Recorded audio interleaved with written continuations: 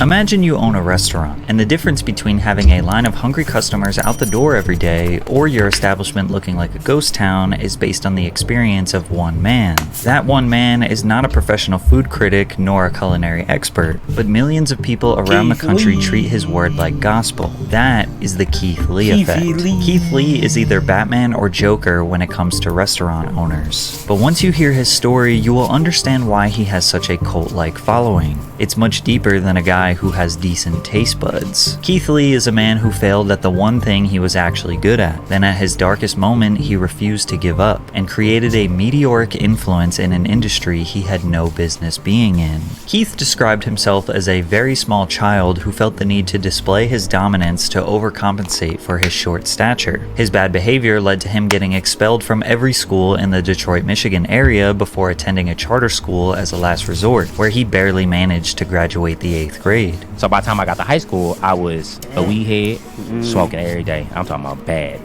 like every day. Me too, Keith. My freshman year, I had a .6 Oh, GPA. Things would get even worse for Keith in high school, where he lived in the shadow of his... Hey, look, I was going to school, though. Look, when I got to my senior year, quick little story time with Cam.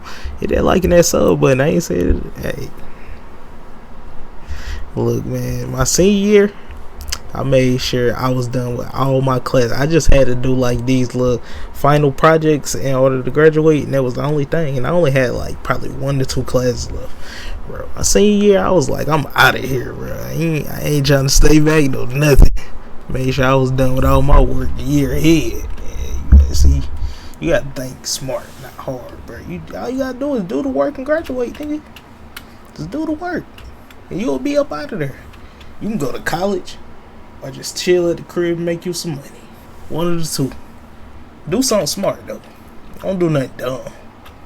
brother. Keith's older brother Kevin had already garnered a remarkable reputation as a star athlete who graduated with a 3.9 GPA before receiving a scholarship to wrestle for Grand Valley State University, which is an NCAA Division II school. Keith decided to follow in his brother's footsteps for all the wrong reasons. When I got there, it was more out of spite. It was more out of arrogance. It was more out of just like, now I'm approved to you, I can do it, and I don't even want to do it. I'm gonna just do it because you told me I can't do something else, so I'm gonna just do it just to shit on you, basically. Yeah. He utilized all his pent-up aggression and transferred it out on the wrestling mat, where he showed a genuine talent for the sport and squashed his competition. But he was a stubborn, disobedient child who didn't focus on his grades, didn't stay disciplined, and quit the team. Then his father got arrested and imprisoned following a heated altercation with some people in his neighborhood. His father's inability to provide for his family meant Keith, his mother, and younger brother were forced to move into an abandoned home, where Keith started to question his religious faith and overall perspective on life. At his lowest moment, the only way he could go was up.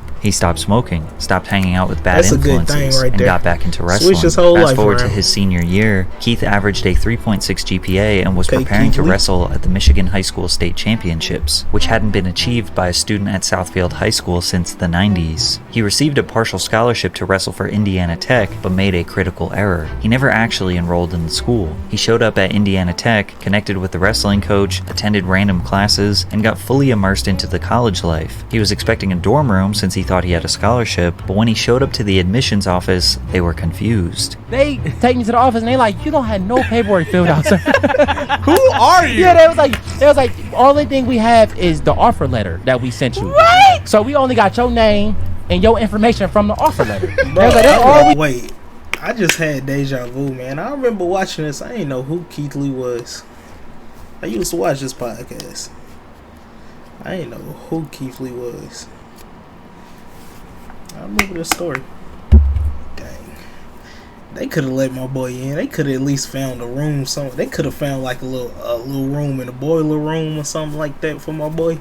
They could have found him a little dorm room somewhere. We know about you. We don't know nothing else. He treated it like a birthday party invitation. You sent me the invitation. I just showed up. Keith laughs about the situation. How did they even invite him to the college, but they didn't know who he was when he got there? That's kind of a little sketchy right there.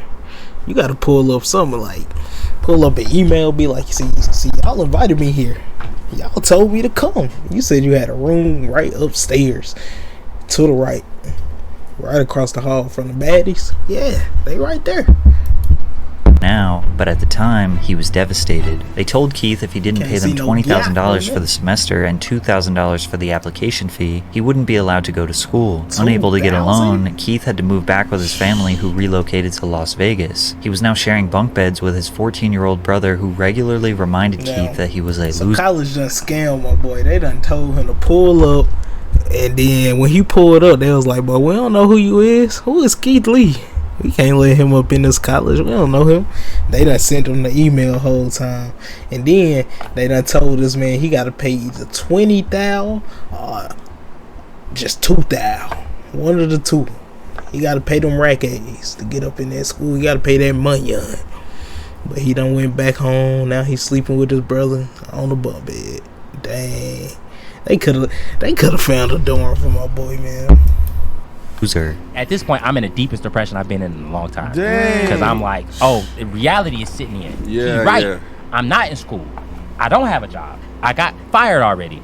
I didn't quit a job. My track history with work is already terrible. I done got kicked out of school. Yeah.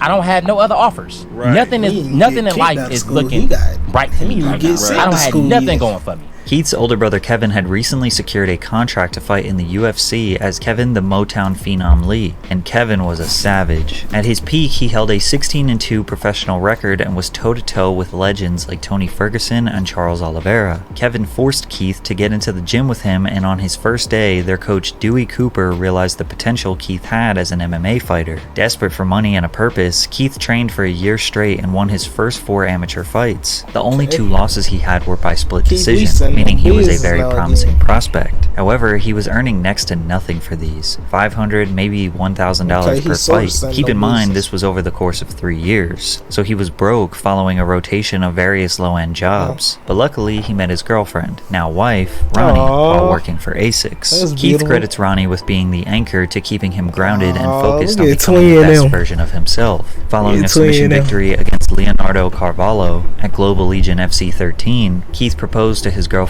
Ronnie and intentionally got her pregnant 2 days later. On the same day of the proposal, Keith's manager informed him that his victory against Carvalho earned him a 6-figure contract with Bellator. He won his very first Bellator bout against Sean. See, look at that, man. Keith Lee found the woman of his life, man. They done started having babies. Then look at that. That money started rolling in, man. Look at Keith Lee, man. Standing on business. Bunch. It took many years, but once he finally had a support system around him, wife, coaches, brother, he was able to crawl out of the repetitive cycle of depression and low ambition. Now with some free time and spare income, Keith signed up for TikTok. Keith's journey on TikTok started just like anyone else, participating in trends for no reason other than it seemed fun. From there, his uploads were just random things that pertained to his everyday life. He was getting maybe 50 views per video, but it seemed more like an outlet for him to have fun rather than start a business. But then the pandemic hit, the world shut down, and Keith needed to make something happen. I downloaded TikTok after I kept saying I wouldn't. Now I'm sick and tired of every video I post. Only getting 50 views. I'm gonna sit here with my dog until me and him get famous. In an attempt to garner more views, Keith began posting psychology facts videos. He gained a little bit of traction, but it didn't last long. He started to become desperate for virality. You want to get famous? Follow these simple instructions. Download another app, because this ain't the one. This ain't it, Chief. It ain't never gonna happen. Never. Now, Keith Lee. So it's crazy that I came upon this video with Patrick Z and you. Dang, bro. I didn't know, bro. You fell into the matrix, bro. Look, sometimes you fall into the matrix. You be like, dang, what should I do? Should I make this video? Should I make that video? Should I make my video? I don't know. Just make your video. But just chill and have fun. And you will stumble upon something that will come. And it's going to be like, dang, I'm going to stick with this. This the one. But you got to figure it out. He would cash out people if they solved a riddle. He posted math problems for people to solve. Even though he looked defeated, he refused to give up. At this point, Keith was obsessed with the platform, posting daily, if not multiple times per day. He started featuring his wife Ronnie on his page after he went semi-viral talking about building a nursery for their expected baby. He then proceeded to document milestones throughout their pregnancy, many of which received thousands of views and ignited a dramatic shift in Keith's content. In September of 2020, Keith won his second fight against Vinicius Zani. Whatever they have in store for me, I'm always here to fight. I'll fight as soon as my daughter's born. My daughter is born in 4 days, so as soon as she gets here, I'm ready to go again. He didn't lie. Just 1 week later, he and Ronnie welcomed their first child, Carter. From Keith there, really Keith's whole talk like TikTok that. was dedicated to documenting him being a parent. His loving and nurturing attitude towards his child attracted a large following of supporters. He provided them with wholesome moments, such as clipping his daughter's nails for the first time and celebrating her first Halloween. This was his family man era. Keith took a fight on short notice, just 2 months after his previous, to fight on the main card at Bellator 253. Unfortunately, he lost by decision to Rafian Stotts, but that didn't ruin his spirits. Keith the family man kept posting his terrible dancing videos and even started sprinkling in some cooking content. By mid-2021, he had accumulated 1 million followers and was averaging maybe 100,000 views per post. This was his foundation, the people that knew Keith was a humble, honest family man. Unfortunately, he would hit a new rock bottom when he lost his 6-figure Bellator contract. In August of 2021, he was set to face his toughest opponent yet, who was undefeated. Keith was beaten and bloody and then submitted in just the first round, then got up while unconscious and stumbled headfirst into the cage. The clips of his loss made the rounds on social media. He was embarrassed. He got a call from his manager saying he was cut from Bellator. Keith was back to rock bottom. He was His first cut 'cause he TikTok back lost after one his fight? loss was him poetically ordering some food. That's tough. I have these sunglasses on because my eyes black and my face is beat up. I'm fine though, for anybody. Well, I'm not fine, but I'll be fine. He had 1 million followers, but he was only making around Hey, $400 man, Keith per Lee month on still TikTok. kept his His fight chin up, career was man. looking grim, and TikTok didn't seem realistic. Then he got a call from the owner of Harold's Chicken just a couple days after his loss. They Hey, asked bro, him, I hear a lot about Harold's Chicken, especially when I listen to like people from like Freddie Gibbs and all them. Ain't they in like Chicago or something like that? I gotta go get me some Harold's Chicken, man. That Harold's Chicken sound good. I ain't gonna lie. him to do a review of their establishment. At the time, he didn't know it, but Keith just discovered his next big venture. Alright, Harold's Chicken in Las Vegas. They didn't have no mac and cheese. See, look at that, man. Blessings Raw came right back to Keith Lee. 9 out of 10. He stumbled upon something he Following didn't his even know review that of was gonna Harold's change his Chicken, life. Keith made food reviews as a side quest on his page. However, his main focus was on family vlogs and cooking content. He was still largely referred to as the cooking guy, regularly being asked about his cooking content during interviews. In January of 2022, his wife became pregnant with their second child, and they desperately needed to find another source of income. He started doing more and more food reviews, but they weren't that organized, and he was very generous with his ratings. We are sitting outside of Firehouse Sales because today we are doing an official food review. This has the perfect amount of spice. Hey, you know, that's the one thing I like about Keith Lee.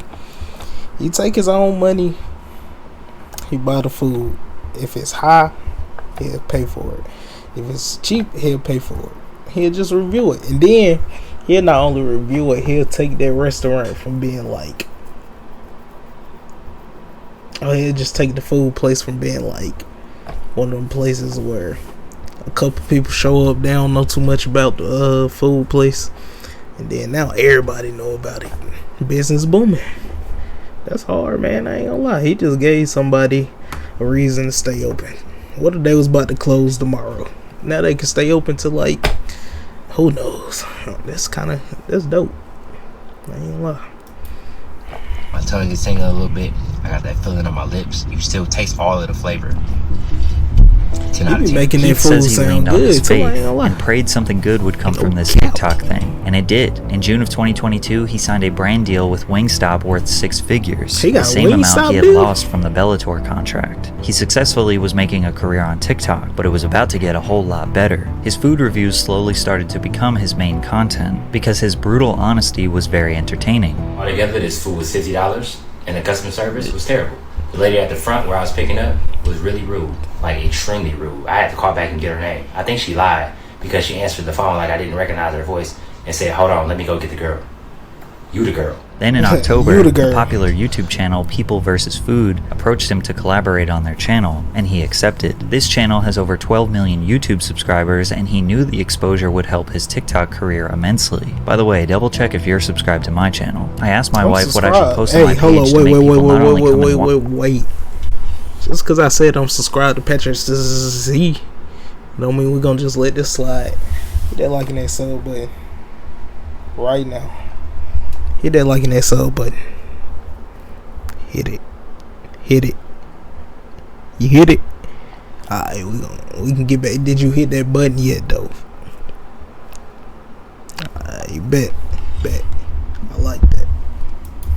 Watch but actually follow, and we decided to post one full review every day. The first got like 11 million views. From there, Keith's entire content shifted to strictly food reviews. He has only been doing it full time for 1 year at this point, but he never could have predicted what was about to happen next. While most high-profile food critics only pay attention to high-end restaurants that are too expensive for most, Keith shifted that focus onto affordable, small, family-owned restaurants that were easily accessible to the public, or fast food / popular affordable food chains. He even went out of his way to give a chance to establishments that were struggling financially. However, Keith doesn't consider himself a food critic. His reviews feel and look like one of your friends giving you a casual breakdown. A typical review would be him ordering 3 or 4 different items on the menu, like a family of 4 would, then tasting every single item and rating it from 1 to 10. He often throws in other notes like their customer service or additional information that is relevant to the experience. I got it. Let's try it and rate it 1 through 10. I spent $23.84 on 3 bao buns and a drink. But bro, that's what they look like. Customer service, delightful. It was a very short interaction, but the guy who worked at the front was really nice. And the actual building itself, very aesthetically pleasing. It made me want to eat. Wait a minute, bro. They Personally, put it was love in lacking their spice, food right so there. the added a salsa took the tacos itself from a 9 to a 9.7. That's one of them ones. Even when he gives a negative review to That's the one of food, the he will ones. provide more context so it doesn't come off as unfair. He often goes out of his way to leave massive tips, sometimes hundreds of dollars to workers that give him good service. Since he had already built a strong foundation during his family man era, there wasn't necessarily one viral review that changed his life. His growth has been steady, and along the journey his audience latched that's onto true. his down-to-earth attitude, unwavering love for his wife and kids, and dedication to God. But even if you don't know about his past, after watching a few videos you can just feel he is a kind and genuine man. They didn't care about Keith not being technically qualified nor having a depth of culinary knowledge. He thinks what sets him apart is his values. I stand on my integrity, I stand on my values, and I don't allow those to be wavered or to be shook no matter the amount of money, the opportunity, or the people I'm surrounded by. With nearly 10 million loyal followers, a full-time dedication to quality reviews of local or less popular restaurants, a phenomenon dubbed the Keith Lee effect would take over Las Vegas, then all over the USA. One of the first beneficiaries of the Keith Lee effect was a local food truck called 303 in the Cut. In November 2022, Keith's review blew up and garnered over 35 million TikTok views since its initial upload. Keith confirmed their cheesecake sandwich was a 10 out of 10, and the next night, cheesecake 303 had sandwich people is waiting in line for over an great. hour, wrapped around the corner for their food. The owner said they doubled their income in 1 day, and it stayed that way for over a year. One Las Vegas pizzeria he reviewed, Frankincense, made headlines for attracting lines around the block because Keith gave their wings a 10, pizza a 9.8, and garlic knots a 9.2. However, it wasn't just the food. It was Keith's interaction with the owner, Frank, that made people want to support him even more. If I don't like the food, I gotta tell you, I'm not trying to be malicious. And he was like, I'm gonna be real with you too. I need help. Yeah, that hit me here. He said the food is delicious. He has great reviews on Yelp. The only bad reviews is that he don't close the time it says that he closed on Google. The time it says he closed on Google is 1 a.m. He was like, I literally can't afford to open that late because we don't get that much business. Frank, if you're watching this, I'm gonna be completely honest. You are an amazing man from what I saw. I appreciated your time and I appreciated your conversation. Man.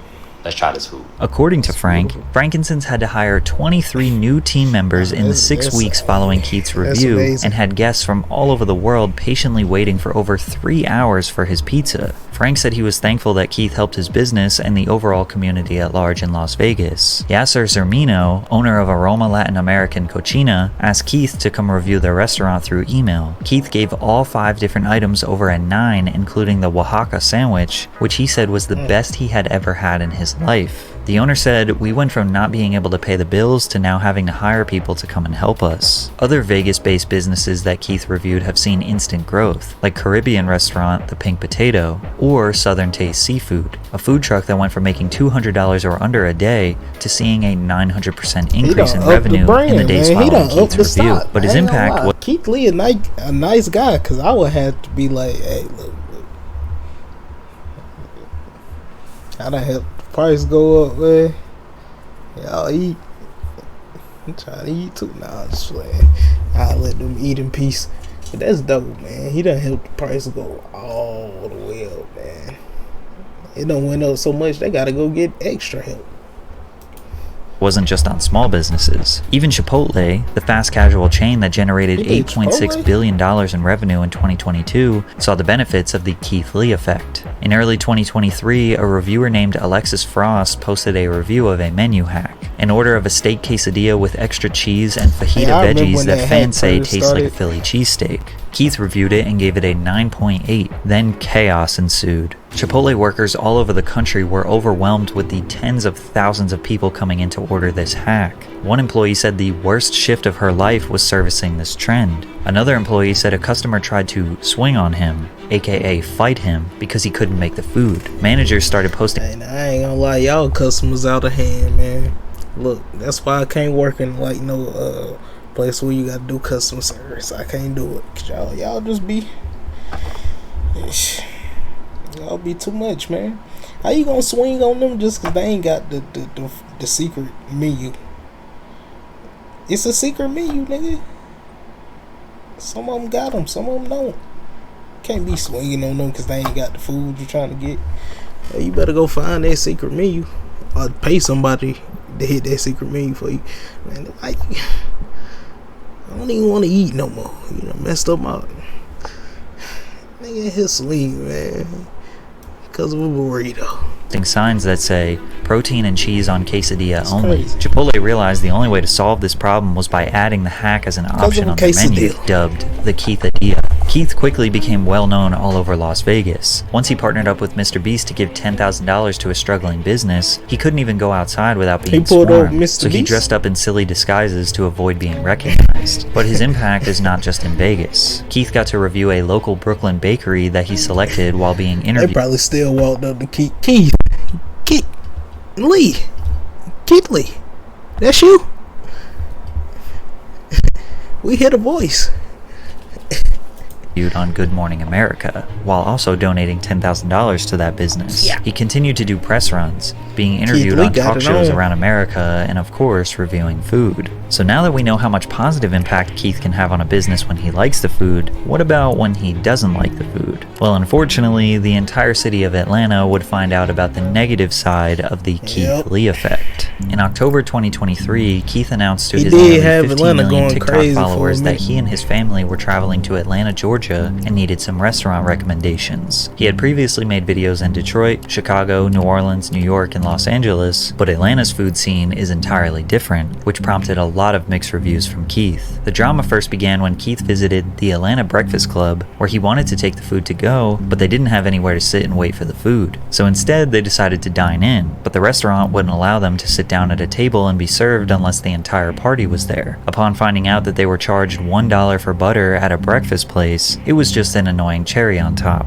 Little did Keith know, it was about to get worse. Keith posted his review of The Real Milk and Honey, however, he didn't actually get any food. Firstly, he tried to call ahead and order. They don't accept call-ins. You can only order on the DoorDash app. But DoorDash said that they were closed. So they drove to the establishment in the middle of the day and the employees said they were closed for deep cleaning, while there were customers walking in and picking up orders. Then Keith walked into the restaurant and they recognized him. See, now if y'all got me going through backflips just to order some food, I just want to eat the food and probably do a little review on it. Of course I'm gonna rate your restaurant as terrible because it's terrible customer service. You just told me y'all was closed, and then DoorDash said y'all was closed, but then I pull up, it's customers coming in here paying for their food. I could have paid for my food too. But nah, you ain't want this money. Petty establishment. I gotta rate that like a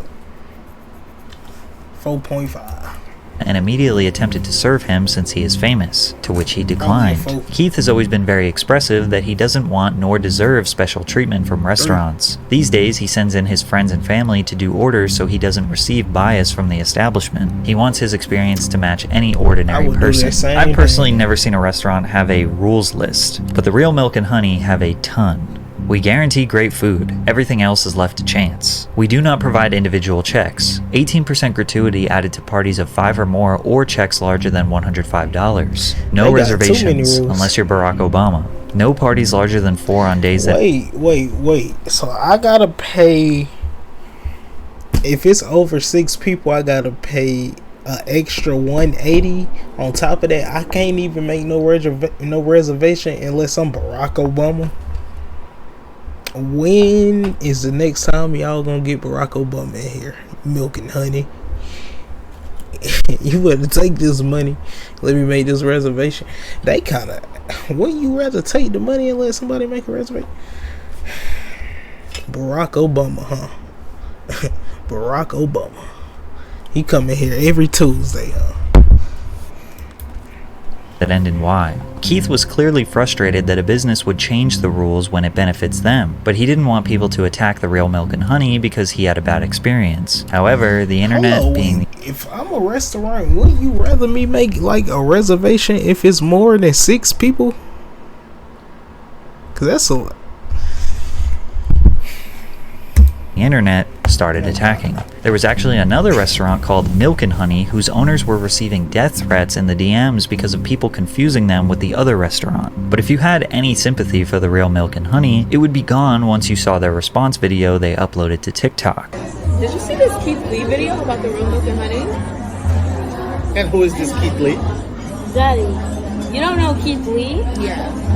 No. The owner tried to look cool and pretend like he didn't know the entirety of social media is destroying his business, but it only made people want to support their business less. To add insult to injury, Keith reviewed the bodega positively, which is directly next door to the real... See, man, they over here trying to be extra talking about Barack Obama. They done shut their own business down, bro.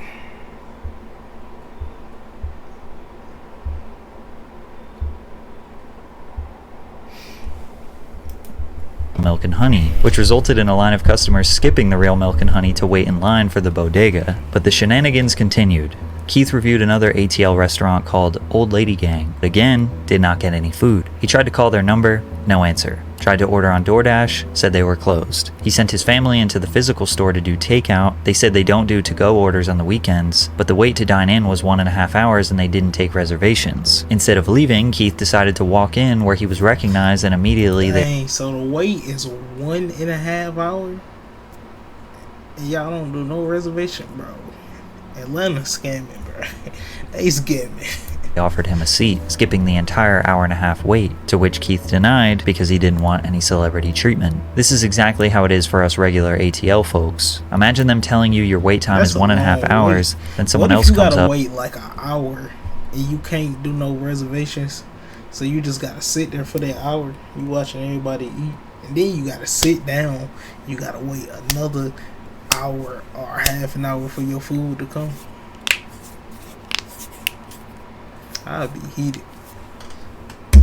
Up and sits immediately. Keith left and visited Toast on Linux, where he didn't plan on doing a review but arrived to a 2.5 hour wait time. When he politely left, the entire staff walked out and offered him a seat immediately, to which he denied again. There were videos that went viral of him in the parking lot seemingly arguing with the staff, but he was just letting them know. See, that's terrible customer service too. Now that y'all see that I'm Keith Lee, y'all want to be nice and offer me a seat when y'all just said y'all don't do reservations. Because I'm Keith Lee.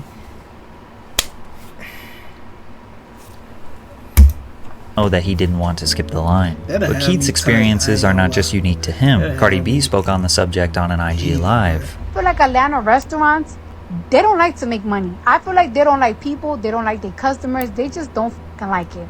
First thing first, right? You could barely order in Atlanta restaurants. Like you go like, hey, I would like to make an order. Oh yeah, we don't take orders. We don't take orders.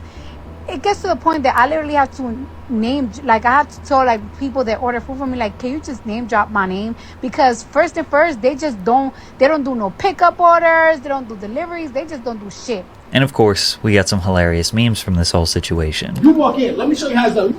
Hello, sir, how are you today? May I take your order? You talk like that. We talk like that, because Keith Lee is in town, bro. That boy Keith Lee in Atlanta now.